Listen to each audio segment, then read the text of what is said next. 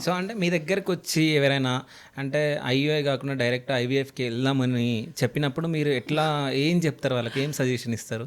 అంటే మా వంతు మేము 2 ఎక్స్‌ప్లెయిన్ చేస్తాము. ఓకే. ఐవీఎఫ్‌లో ఎక్కువ ఇంజెక్షన్స్ ఉంటాయి. వైఫ్‌కి అనస్థీషియా ఇవ్వాల్సిన అవసరం ఉంటది.